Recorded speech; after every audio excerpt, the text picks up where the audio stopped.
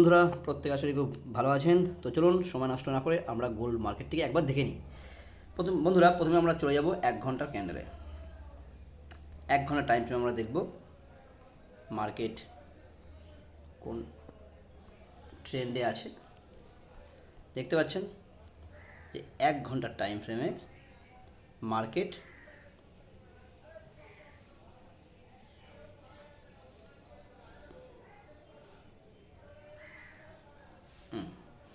Down ট্রেন্ডে চলছে।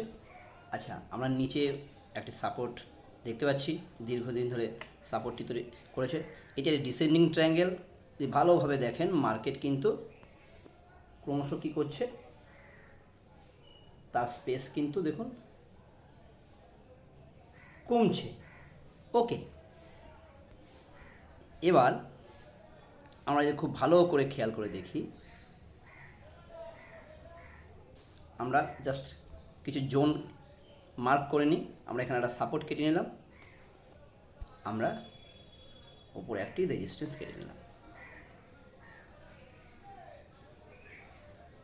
ওকে, এবার আমরা 4 ঘন্টা টাইম ফ্রেমে চলে যাবো।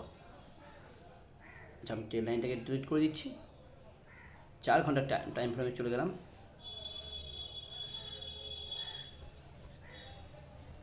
দেখতে পাচ্ছেন তো এখানেও আমি একটা জোন টেনে নেব।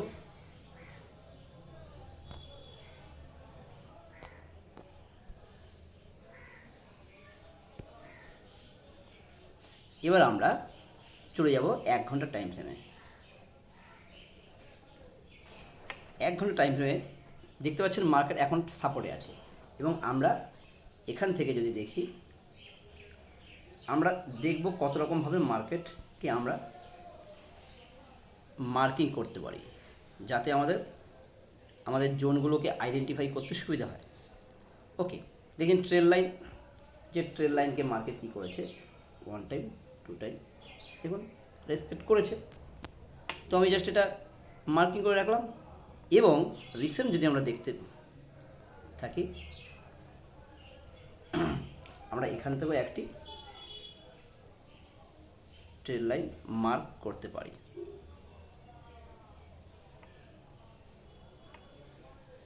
ওকে,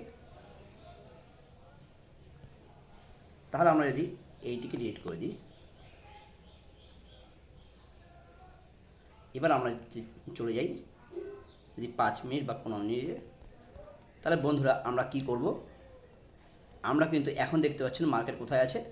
মার্কেট কিন্তু দেখুন তার সাপোর্টকে ব্রেক করছে, অর্থাৎ ব্রেক করছে। আমরা এখানে তাহলে কী করতে পারি, আমরা এই মুহূর্তে সাপোর্টকে ব্রেক করছে, এখানে যদি দেখুন আর 10 সেকেন্ড বাকি আছে, 10 সেকেন্ড পর যদি এখানে,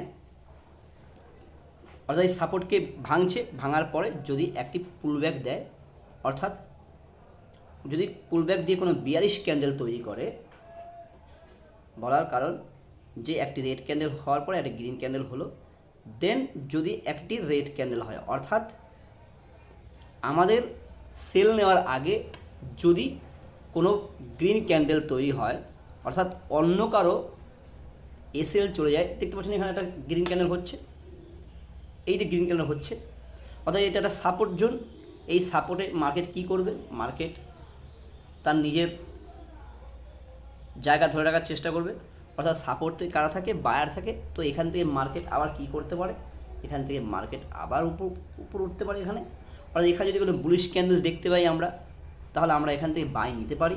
আর নয়তো আমরা ওয়েট করব কি, যদি মার্কেট আবার এখান থেকে কোনো সেলিং ক্যান্ডেল তৈরি করে এবং এই গ্রিন ক্যান্ডেলকে যদি সে এনগালফ করে, অর্থাৎ এই বুলিশ ক্যান্ডেল এখন দেখতে পাচ্ছেন 4 মিনিট 2 সেকেন্ড বাকি আছে, 4 মিনিট 2 সেকেন্ডের মধ্যে যদি কোনো গ্রিন ক্যান্ডেল এখানে ক্লোজ করে নেক্সট যদি কোনো রেড ক্যান্ডেল তাকে এনগালফ করে নিচের দিকে, তাহলে আমরা কিন্তু সেলিংয়েও আসতে পারি এতটা পর্যন্ত।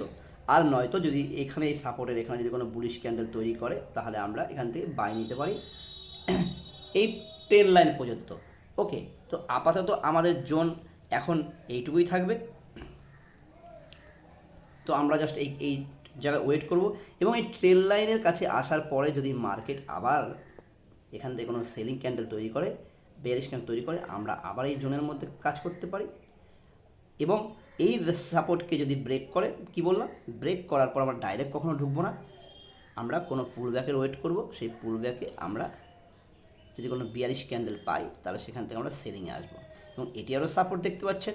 তাহলে মার্কেট এখান থেকেও আবার একটি বাই নিতে পারে, বা একে ভেঙে আবার নিচের দিকে যে লেভেল আছে সেই লেভেলে মার্কেট আবার যেতে পারে, এখান থেকে আবার বাই হতে পারে।